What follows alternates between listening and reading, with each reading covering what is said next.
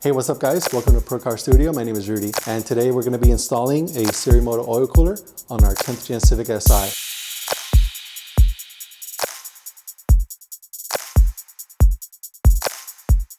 The oil cooler kit is pretty straightforward to install. It comes with all the brackets you would need, any lines, fittings, and even a spanner wrench to tighten everything down.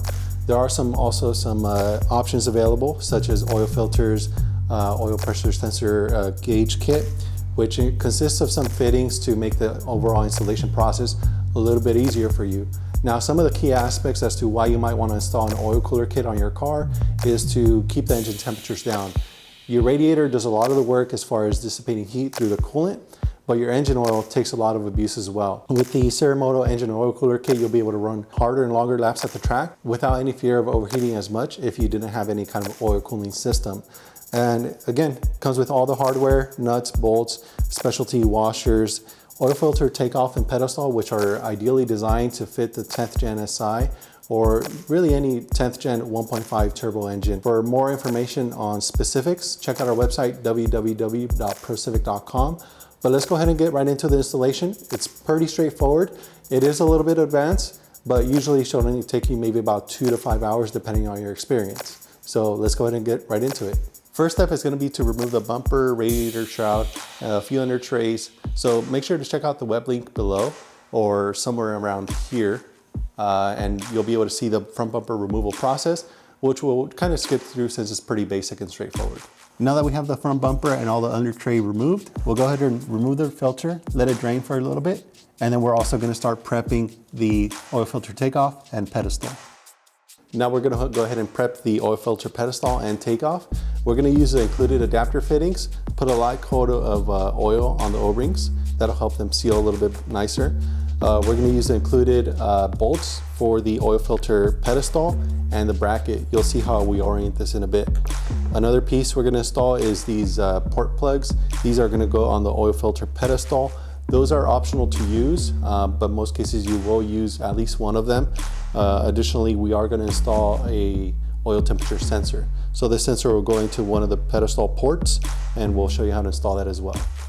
We'll go ahead and start off by installing the port adapters, putting a light coat of oil on the O-rings, threading them on, and then we'll use our included wrench to tighten them up.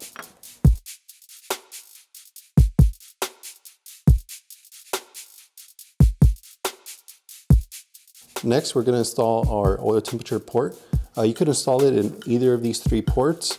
In our case, we're going to go ahead and install it on this one here, and then use the included plugs to plug these old holes up. Of course, you want to make sure you use some kind of a Teflon tape on the threads to provide a proper seal.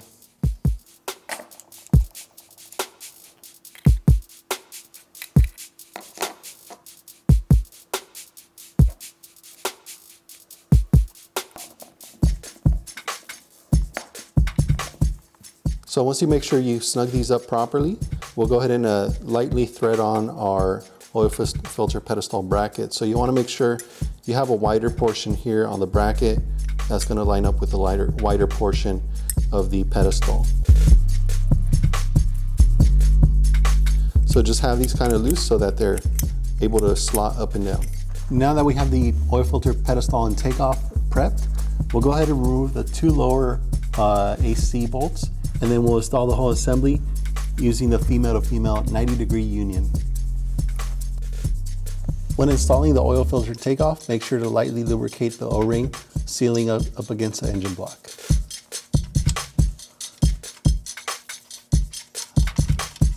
Next, we'll install the 90-degree female union on the out port.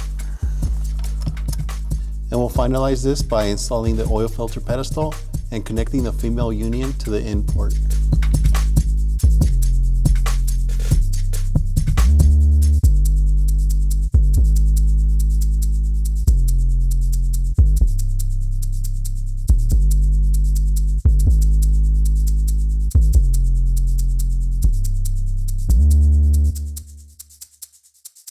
I'm ready if you are.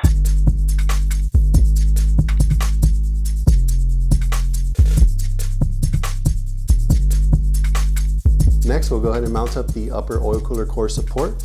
These ends are going to line up on these tabs here that support this kind of bumper support at the top. And we're going to use some of the included rubber expanding nuts along with the hex key to put these through and tighten everything up.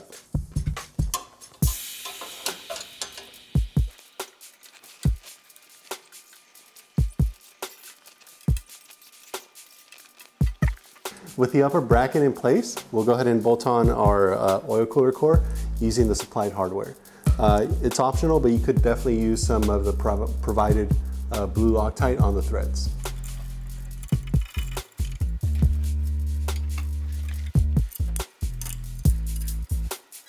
Next, we'll go ahead and mock up the lower brackets. These are going to go underneath, and you're also going to have to drill just a 3/8 or 10mm hole for the rubber expanding nuts. Once you have that in place and the holes pre-drilled, you could go ahead and take them off. This helps line everything up, but taking them off will also give you access to install the lines running to the oil cooler. Now that we already mocked up the oil cooler core and lower brackets, having drilled these holes, we went ahead and removed it. Now we're gonna route these oil cooler lines. Taking off the oil cooler core makes everything a little bit easier. One thing to note is when you route this through, this hose is gonna be kind of on top of the shorter hose going to the oil filter pedestal.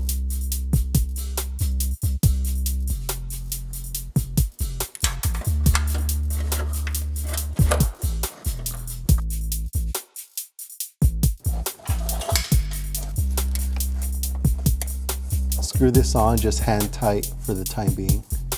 Now route the oil filter out hose, which is the shorter one, underneath through the same passageway and up to the oil cooler mounting area.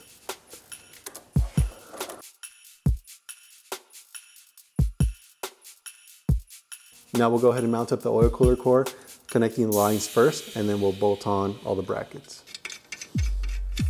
Take note that the longer hose is going to route behind the fitting for the shorter hose.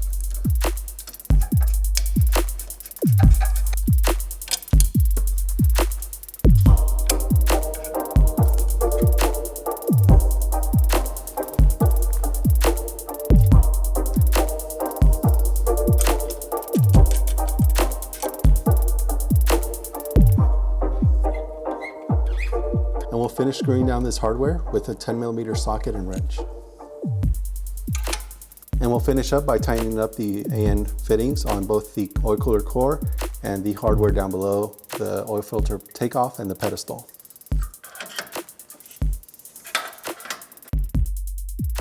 Once we have all the oil cooler lines installed, everything's tightened up and fastened, we'll go ahead and fill up the engine with about half a quart of oil, and then we'll start it up, check for leaks.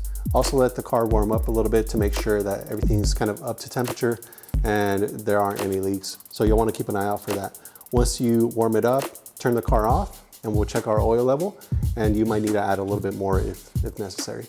So that'll pretty much do it for the installation of this oil cooler kit. It was pretty straightforward, and once you're done with this, again, you want to make sure everything's properly tightened down, warm up the engine a little bit, make sure there's no leaks, and if you need to, add any additional oil that may be necessary. One thing to note is we reinstalled the same oil filter that we had used previously. What we're going to do is basically run that same filter for another 50 to 100 miles, and we'll change that out for a brand new one. That'll make sure that you'll catch any additional contaminants that may have fallen in during the installation process, and then you'll be able to throw on a brand new filter, making sure your engine oil is nice and clean.